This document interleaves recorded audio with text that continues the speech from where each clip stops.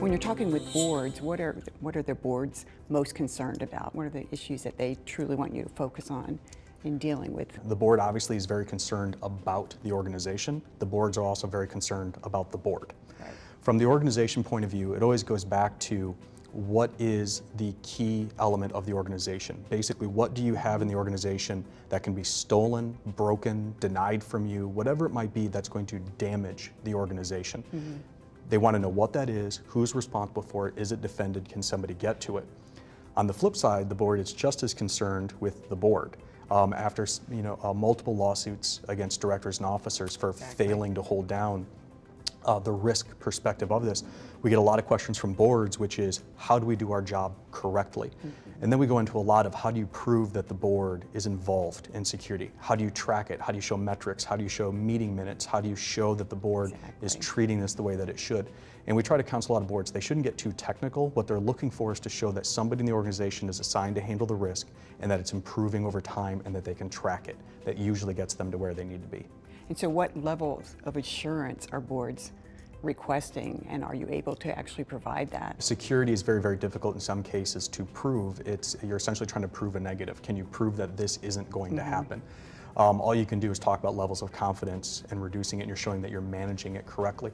For a lot of the boards, what they really want to know is, again, have you identified the key assets, whether it's data, systems, processes, whatever it might be?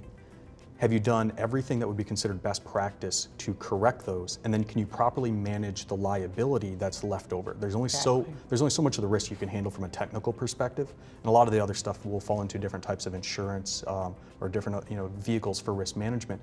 And what you're really trying to do for a lot of these organizations is show that they're doing what they should for technical and procedural protection, and then they're properly handling the liability perspective. We've had too many organizations recently that have had an issue, gone to the insurance company, tried to file a claim, only to have the insurance company deny the claim, because when they signed the contracts for insurance 5 years ago, it'll have loose language in there saying you must meet best practices. Well, best practices 5 years ago are different than best practices now. Mm-hmm. In the new versions of the policies that we're seeing very explicit language and exclusions. So the language will have stuff in there that the organization must have a written information security program, written incident response program, show that they've conducted an incident response exercise. And if you file a claim and you can't prove that you've done those, the insurance company might deny the claim. We're also seeing exclusions such as a data breach caused by a third party, meaning a vendor or a hosting provider. So you get breached because you've outsourced a process to a third party, and then you try to file the claim and the insurance company says, no, that was a specific exclusion.